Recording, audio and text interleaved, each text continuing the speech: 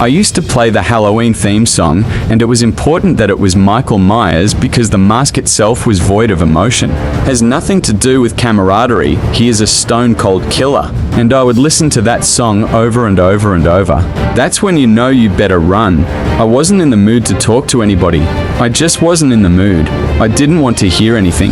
I was in my mode, my focus. I wasn't going to let anybody break that. But if you are able to get up every morning with that kind of fire, you will be successful in life. I guarantee you that. Going rounds is a state of mind.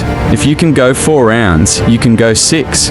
You can go 6, you can go 10. You go 10, 15, and so on.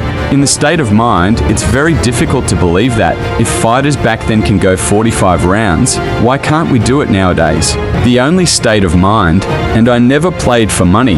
If I ever played for money, I would have complained a long time ago that I was being underpaid.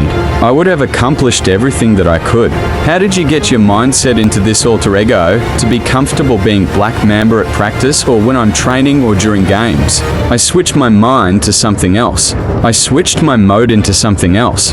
For me, it's the equivalent of Maximus, Decimus, Meridius, and Gladiator picking up the dirt, smelling the dirt. It's go time. So that was my mental switch. It was like an actor getting ready for a film. You got to put yourself in that cage. When you're in that cage, you are that character. Then when you leave there, it's something completely different. But when I'm in that cage, don't touch me. Don't talk to me. Leave me alone. I don't know any of my surroundings when I'm locked in. Like I can't hear anyone. I can't think of anything besides the game. As long as I feel great and as long as I can still play at a high level and mentally, I'm sharp and I'm there and I'm giving everything to the game and nothing can distract me from what the main objective is. Me and Tom Brady are one and the same. We are going to play until we can't walk no more. It's tunnel vision right now. My mindset is on a whole another level. Nothing could distract me. Nothing could get me off my game. Basketball for me was the most important thing. So everything I saw, whether it was TV shows, books I read, or people I talked to, everything was done to try to learn how to become a better basketball player. Everything. And so when you have that point of view, then literally the world becomes your library to help you to become better at your craft. Seeing this guy, he's so determined to say, I came and gave everything I had, and I'm going to give it till the last second. That's what you did. Trivial things weren't going to pull my attention. Can I get to that level? I don't know, but let's find out. Whatever I'm afraid to do, I do it. Anything I'm afraid of, I confront it. And that's my personality. Like right now, I'm scared to death. But as the fight gets closer, the less nervous I become because it's reality. And in reality, I'm invincible. Before the game, I could be nervous. I'm pretty much nervous at every game, but once the ball goes up for the jump ball, all that nervousness just kind of goes away. And I revert back to things that I've practiced, things that seem to be very routine. And I'm very comfortable in that environment. How many people wouldn't give up a right arm to try to do something like that? How many people can do it the way you do it, though? Depends on how much you practice. I had a purpose. I wanted to be one of the best basketball players who ever play. And anything else that was outside of that lane, I didn't have time for. It has to do with the emotional space that you can put yourself in. It's all about focus. I don't care who you are. Where you're from doesn't matter. Having focus and having a purpose. You wake up every single day to get better today than you were yesterday. You try to reach your full potential by getting better every single day. But in order to fulfill my commitment and my gifts and fulfill what I think I can become, I have to be able to tap into the process and lock in on that. If your job is to try to be the best basketball player you can be, you have to practice. You have to train. You want to train as much as you can, as often as you can. So, if you get up at 10 o'clock in the morning, train at 11 o'clock. You train for 2 hours from 12 to 2. You have to let your body recover. So you eat, recover, whatever. You get back out, you train again at 6 o'clock, train from 6 o'clock to 8 o'clock. Then you go home, shower, eat dinner, go to bed, wake up, and do it again. Those are 2 sessions. Now imagine you wake up at 3 o'clock, train at 4 o'clock, go from 4 o'clock to 6 o'clock, come home, have breakfast, relax. Then back at it again from 9 o'clock to 11 o'clock. relax, then 2 o'clock to 4 o'clock, and back at it again from 7 o'clock to 9 o'clock. Look how much more training you have done by simply starting earlier. As the years go on, the separation between you and your competitors just grows larger. Larger and larger. By year 5 or 6, it doesn't matter what kind of work they do in the summer, they're never going to catch up. My edge was my intensity, my focus, and my commitment. I put everything into the game. I prepared. I dreamt about it. I visualized it. I always prepared myself mentally for whatever is coming, and that was my edge. I've had friends who were always telling me, yeah, you were in the gym all the time, all day, every day. You worked at it. This is all you did. We're just talking about love and dedication of being in the gym. What was really your work ethic like? And for how long did you stay disciplined? I mean, every day. Since, 20 years, it was an everyday process of trying to figure out strengths and weaknesses. So I had to rely on skill a lot more. I had to rely on angles a lot more. I had to study the game a lot more. Phil Jackson gets asked between you and MJ. He said something about you that to me, the level of respect for that is a whole different level. But he said nobody in his history of coaching had your level of work ethic. But he said he enjoyed it. From the time I can remember, when I started watching the game, I studied the game and it just never changed. The aspirations, the dreams of what it takes, the commitment to hard work. But more importantly, if you want to be great, prepare to get up off that mat. You're going to get knocked down over and over and over. And even when you feel like, no, I can't be hit this hard, or if you're down there thinking, there's no way I can get up from this, that's when you're just starting. That's when your survival skills have to kick in. And hopefully you've trained enough in your mental preparation and really believe enough in yourself to get up. What's your routine like? Which order do you do things? We are animals of routines. 90% of my days are very similar. I wake up, I have my cold plunge, my machines, my showers. First thing, I dive into the cold. Yes, I take my water, my shower, my cold plunge. Coming out, I have lights in my eyes, and after that, I take my coffee. When I start my day, your mental strength is coming from those moments. In hard moments, you should do it. Maybe in the beginning you feel hard to start, but after finishing the gym, cold plunge, or training, you will feel better. Walk me into the prep, into a game, into those moments. What does it take to have your mindset ready when it comes down to it?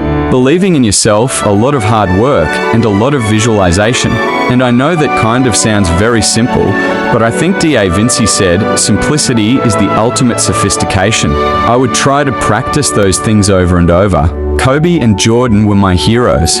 If you watch basketball, you hear about how clutch people are. And it's not always making the last shot, it's under pressure, doing what you're supposed to do and coming out successful. So, I put the work into this every day, all day. And then when I'm done with it, guess what I do? I dream about it. I visualize it. I see myself being successful.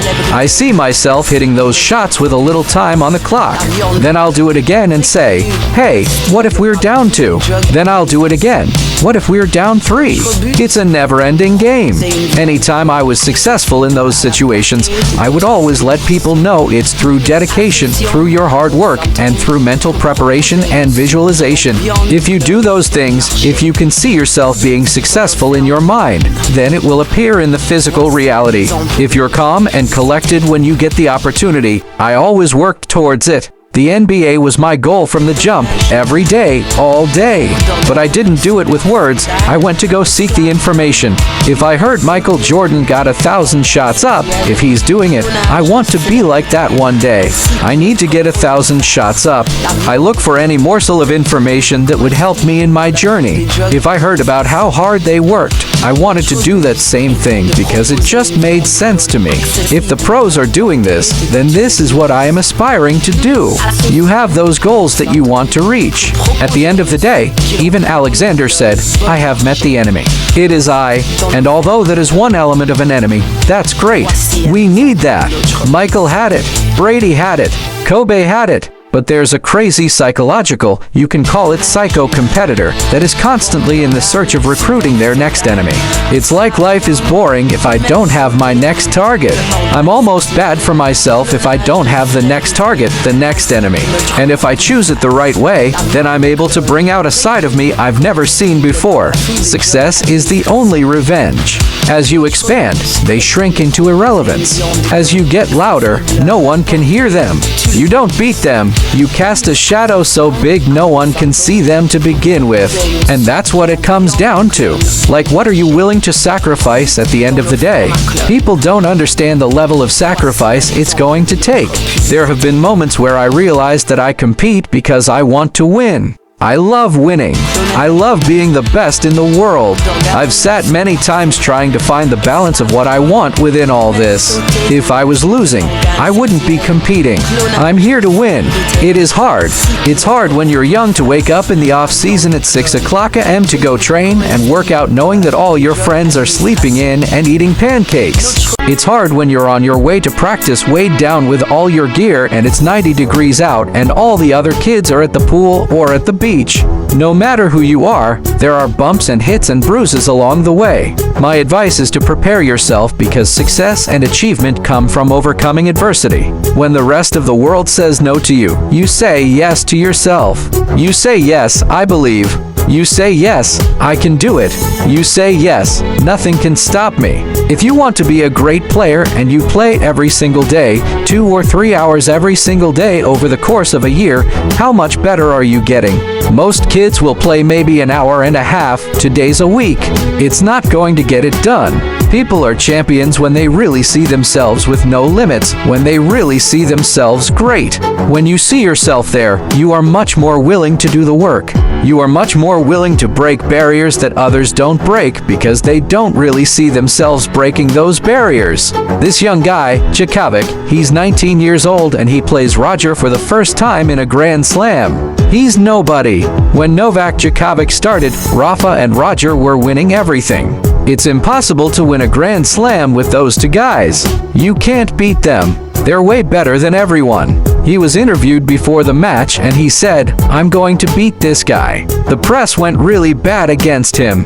Who does he think he is? But he was seeing himself there. He was seeing himself better than them. People saw it as cocky, but he was confident in his abilities. He ended up being the best of the three. He beat all the records. He beat them on every level because his self-belief was extremely high. His self-esteem, the way he was seeing himself. That's how I know if someone is a champion. A lot of people fake it, which is better than not faking it, but it's not as good as really believing it deeply inside. Young players will say, "I want to be number one." They wish. The ones who really want it are putting in the work. That's the difference. When you really believe you can get there, it's much easier. Champions understand that the process never really ends. There is always something to work on, something to improve, something to refine. They don't get comfortable. Comfort is dangerous. Comfort makes you slow. Comfort makes you weak. So they stay uncomfortable on purpose. They wake up early when others sleep. They train when others rest. They study when others are distracted. They build habits that most people are not willing to build. That discipline compounds over time. Small actions repeated every single day create massive separation. Most people underestimate how powerful consistency really is. They want fast results. They want shortcuts. They want recognition without sacrifice. But greatness does not work that way. Greatness demands patience. It demands repetition. It demands belief when there is no proof yet. You have to trust the process before it rewards you. And that is hard. It's hard to keep going when nobody is watching. It's hard to stay focused when there is no applause. It's hard to stay committed when results are delayed. But that is exactly where champions are made. They learn to fall in love with the work. They learn to respect the grind. They learn to find meaning in the struggle. Because the struggle is shaping them into something stronger. Every setback becomes a lesson. Every failure becomes feedback. Every obstacle becomes an opportunity to grow. Instead of asking, why is this happening to me? They ask, what is this teaching me? That mindset changes everything. It turns pressure into privilege. It turns fear into fuel. It turns doubt into determination. Over time, this mindset becomes identity. You are no longer trying to be disciplined. You are disciplined. You are no longer trying to be focused. You are focused. You are no longer chasing confidence. Confidence lives inside you because you know the work you have put in. And when the moment comes, when the lights are on and the pressure is high, you don't panic. You don't hesitate. You respond. Because you have been preparing for this moment long before it arrived. There's another step that I have to take that somebody else isn't making me take. Those steps are infinite. Winning is infinite. Those steps are infinite.